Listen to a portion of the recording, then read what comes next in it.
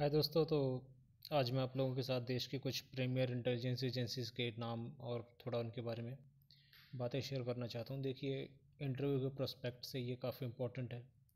देश में कितनी इंटेलिजेंस एजेंसी है हर आदमी को पता होना ज़रूरी नहीं है, लेकिन क्योंकि हम लोगों को इंटरव्यू देना है इसलिए हमारे लिए थोड़े देश में कौन कौन सी इंटेलिजेंस एजेंसीज हैं उनके बारे में पता होना ज़रूरी है।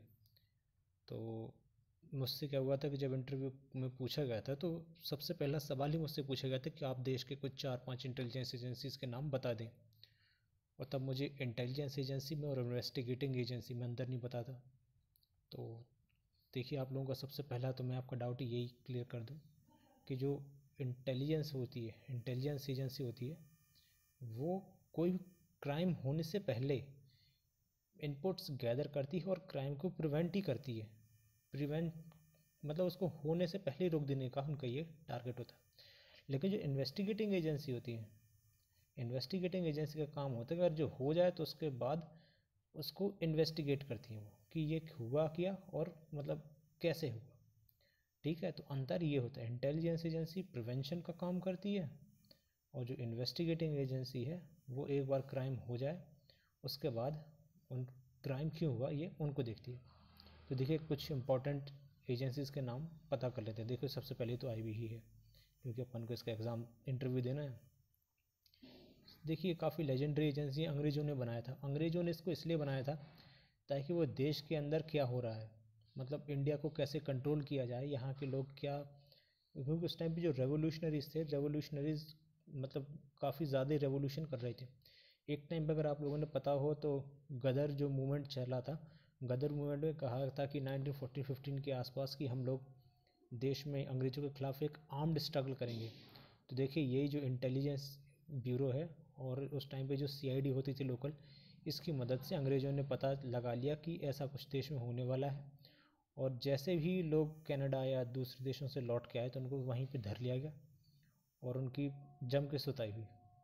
तो इंटेलिजेंस एजेंसी आई भी बहुत अच्छी है क्योंकि इसने देश को आज़ादी के पहले अंग्रेज़ों की भी खूब सेवा की और आज़ादी के बाद भारत की खूब सेवा की। देखिए, दूसरी एजेंसी है जिसका तो हर आदमी ने नाम सुना, उसको कहते हैं RNDW। रॉ नहीं कहते हैं, RNDW कहते हैं। 1968 में बनी थी ये। अब ये बनी क्यों थी, क्योंकि 1962 में चाइना ने अपने पिछवाड़े पे एक जोरदार चमाट मारा था। तो हमें समझ में आ गया था कि जो इंटरनल सिक्योरिटी है और एक्सटर्नल सिक्योरिटी, ये दो अलग अलग चीज़ें हैं। तो हम लोगों ने सोचा कि इंटरनल सिक्योरिटी के लिए हम आईबी को रिस्पॉन्सिबल कर देंगे और एक नई एजेंसी बनाएंगे, क्योंकि 65 में भी जंग हुई थी और पाकिस्तान ने तब हमारी खूब बजाई थी। ये वो तो कहते हैं कि भाई जीत गए थे, लेकिन हम लोगों को भी काफ़ी नुकसान 1965 की जंग में झेलना पड़ा था। वो तो जैसे तैसे करके फ़ौज ने बचा लिया, वरना न जाने क्या होता। तो उस टाइम पे हमें 1965 की युद्ध के बाद तो पक्की लग गया था कि हाँ भाई, अब तो एक एक्सटर्नल थ्रेट्स को असेस करने के लिए एक स्पेसिफिक एजेंसी चाहिए। तो राव उस टाइम RN काव के नेतृत्व में बनी थी। ठीक है, तो दो एजेंसी हमारी ये हो गई। तीसरी एक एजेंसी है DIA। DIA मतलब डिफेंस इंटेलिजेंस एजेंसी। इस टाइम पे लेफ्टिनेंट जनरल KJS ढिल्लों इसके चीफ हैं। और जो भी हमारी आर्मी, नेवी और एयरफोर्स, ये तीनों सर्विस है ना, इनको जो भी इंटेलिजेंस की रिक्वायरमेंट होती है तो ये एक शैडो ऑर्गेनाइजेशन है। ये हमारी तीनों सर्विसेज के लिए इंटेलिजेंस प्रोवाइड करने का काम करती है। DIA, उसके बाद हम देख लें, एक होती है हमारी DRI होती है डायरेक्टरेट ऑफ रेवेन्यू इंटेलिजेंस। हमारे देश में जो भी हवाला कारोबार होता है उसको मॉनिटर करना और हवाला और फ्रॉड से देश को बचाना, इकोनॉमिक ऑफेंस को बचाना देश में और उनको ट्रैक करना, ये सारा DRI के अंडर आता है। देखिए, सुशांत सिंह राजपूत ने मारते मारते एक एजेंसी को काफ़ी फेमस किया है, उसका नाम है NCB। और बॉलीवुड इसको खूब फेमस करने में लगा कि अब तक इसके ऊपर मूवी बनाएंगे कि नहीं। तो देखिए, NCB जो है, NCB एक नारकोटिक्स में जो भी डील होती है, मतलब डीलिंग होती है देश में, जो हमारे देश को नशेड़ी बनाने की कोशिश कर रहे हैं जो लोग, तो NCB क्या है, एक लॉ इन्फोर्समेंट एजेंसी भी और एक इंटेलिजेंस एजेंसी भी। इसका आप मैंडेट पढ़ें तो इसमें लिखा है कि it is a narcotics intelligence agency. तो देश में नारकोटिक्स का और साइकोट्रोपिक ड्रग्स का व्यापार ना हो पाए, और अगर हो रहा है तो उसको कम करना, ये एनसीबी का काम है। उसके बाद अगर अपन एक और देखें तो एक होती है एनटीआरओ। देखिए एनटीआरओ का नाम बहुत कम लोगों ने सुना है। एनटीआरओ एक बहुत शानदार ऑर्गेनाइजेशन है।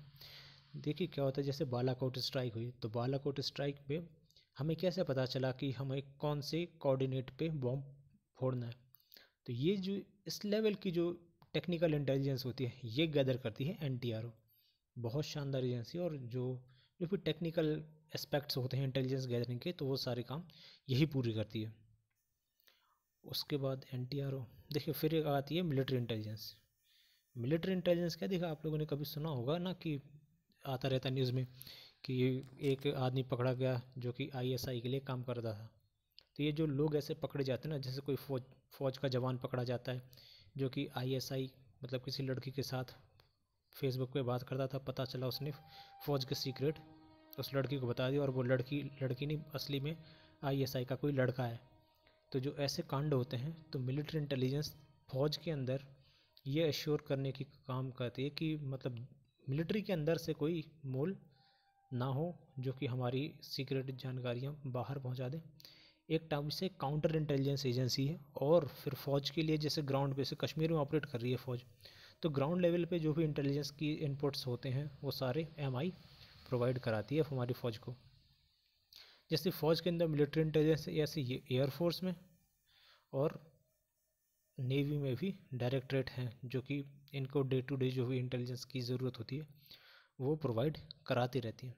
फिर एक देखिए, एक होता है MAC, multi agency centre. Multi agency centre का काम क्या होता है कि हमारी जितनी भी इंटेलिजेंस एजेंसी हैं वो अपना अपना डाटा एक दूसरे के साथ शेयर करती हैं और आपस में कोऑर्डिनेट करते हैं। ये बहुत अच्छी बात है जो कि हमारे देश में हुई है।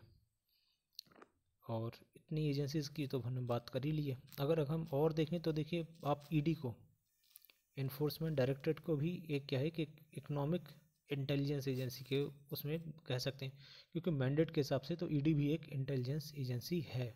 जो अगर हम उसमें पढ़ें तो ईडी भी एक इंटेलिजेंस एजेंसी है, लॉ इन्फोर्समेंट भी है और इंटेलिजेंस भी है।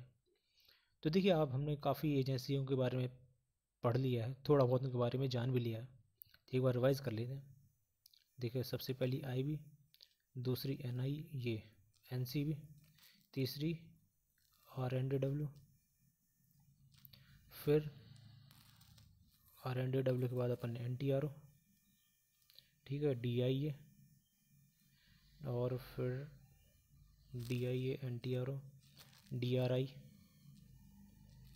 डायरेक्टरेट ऑफ रेवेन्यू इंटेलिजेंस, और इसके बाद और क्या था, डीआरआई, उसके बाद मिलिट्री इंटेलिजेंस भी हमने पढ़ लिया। देखिए इंटेलिजेंस ऐसी क्या है कि कई सारी जो हमारे देश में जैसे पैरामिलिट्री फोर्सेस भी है ना, उनकी भी अपनी स्पेसिफिक इंटेलिजेंस ग्रुप्स होते हैं। जैसे हम बीएसएफ की बात करें, बीएसएफ के अंदर होता है जी ग्रुप, ठीक है। तो ये जी ग्रुप क्या होता है, जो क्रॉस बॉर्डर टेररिज्म होता है, तो क्रॉस बॉर्डर इंटेलिजेंस गैदर करने के लिए हमारा बीएसएफ का जी ग्रुप रिस्पॉन्सिबल है। तो देखिए हम लोगों ने काफ़ी इंटेलिजेंस एजेंसीज के बारे में बात कर ली है। कुछ किसी ऑर्गेनाइजेशन के अंदर है, कुछ किसी ऑर्गेनाइजेशन के बाहर हैं। तो आशा करता हूँ आप लोगों ने कुछ सीखा होगा इस वीडियो से, अगर शायद आपके इंटरव्यू में ये बातें कुछ काम की भी हों। देखिए अभी मैं ये वीडियो बनाना सीख ही रहा हूँ, तो जो भी है मतलब ऐसे ही है। अगर कुछ गड़बड़ निकल जाए मुझसे तो एकदम इस पर दिल पे मत ले लेना। और आशा करता हूँ आप लोगों को वीडियो पसंद आई होगी। अगर पसंद आई है तो आप लोग वीडियो को लाइक कीजिए, चैनल सब्सक्राइब कीजिए। जय हिंद।